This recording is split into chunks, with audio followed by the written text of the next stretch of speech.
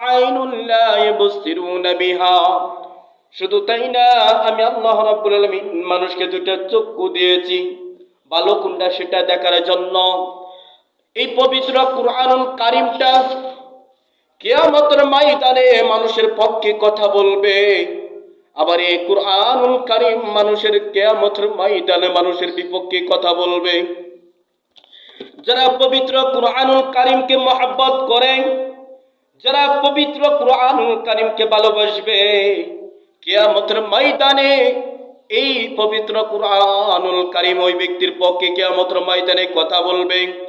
সম্মানিত উপস্থিতি, রাসূল সাল্লাল্লাহু আলাইহি ওয়াসাল্লাম বলছেন, যে ব্যক্তি সূরা বাকরা তেলাওয়াত করবে, আলিফ লাম মিম যালিকাল কিতাবু লা রাইবা ফিহি হুদাল লিল মুত্তাকিন الذين يؤمنون بالغيب ويقيمون الصلاة ومما رزقناهم ينفقون والذين يؤمنون بما أنزل إليك وما أنزل من قبلك وبالآخرة هم يوقنون।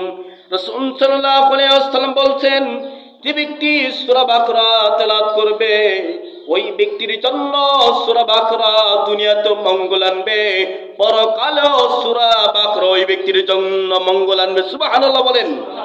সম্মানিত উপস্থিতি, আল্লাহ রাব্বুল আলামিন বলছেন, আল্লাহ রাসূল সাল্লাল্লাহু আলাইহি ওয়াসাল্লাম বলছেন, যে ব্যক্তি সূরা মুলক তেলাওয়াত করবে ইয়াশারের সালাতের পর, যে ব্যক্তি সূরা মুলক তেলাওয়াত করবে, কবর মধ্যে ওই সূরা মুলক ওই ব্যক্তির জন্য ফেরেশতার সাথে ঝগড়া করা শুরু করবে।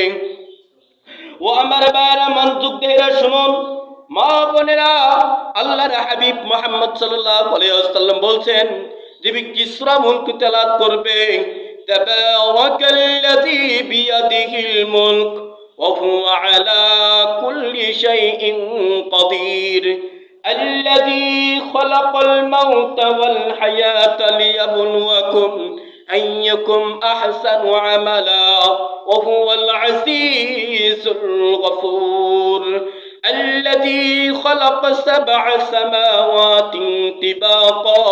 নবী মুহাম্মদ সাল্লাল্লাহু আলাইহি ওয়াসাল্লাম বলছেন, যে ব্যক্তি এই সূরাটা সূরা মুলক তেলাওয়াত করবে, 29 পারায় রয়েছে। আল্লাহর হাবিব মুহাম্মদ সাল্লাল্লাহু আলাইহি ওয়াসাল্লাম বলছেন, দুটি আযাবের ফেরেশতা, ও মা ভাই বোন, তোমাদেরকে বলেছি দুটি আযাবের ফেরেশতা কবরের মধ্যে প্রবেশ করে, তাহলে সূরা মুলক দাঁড়ায় যাবে। সূরা মুলক দাঁড়ায় বলবে, এ হচ্ছে আমার বন্ধু, এই দুনিয়াতে আমাকে কষ্ট করে তেলাওয়াত করেছে, আমাকে মহব্বত করে তেলাওয়াত করেছে, এই ব্যক্তি কি কষ্ট দিবে না, এই ব্যক্তি আঘাত দিবে না, চলে যা, ফিরে যা। সূরা মুলক কি বলে, বারবার এরকম ভাবে ফেরেশতার সাথে এক পর্যায়ে ঝগড়া করা শুরু করবে। তারপরে আযাবের ফেরেশতা চলে যাবে।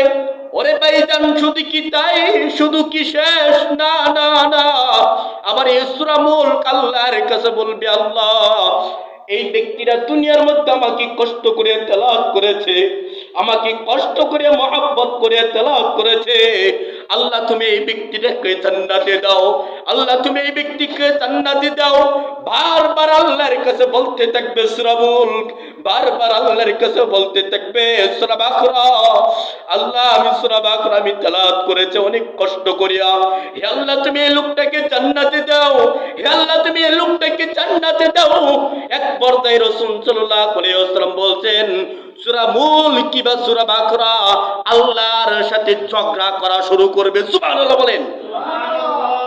সম্মানিত উপস্থিতি, যেই পর্যন্ত আপনাকে সূরা বাকরা জান্নাতে না দিবে, যেই পর্যন্ত সূরা বাকরা আপনাকে জান্নাতে প্রবেশ না করবে, সূরা কি বলে, সূরা মুলক যেই পর্যন্ত আপনাকে জান্নাতে না দিবে, এই পর্যন্তই সূরা বাকরা সূরা মুলক আপনার কাছ থেকে যাবে না।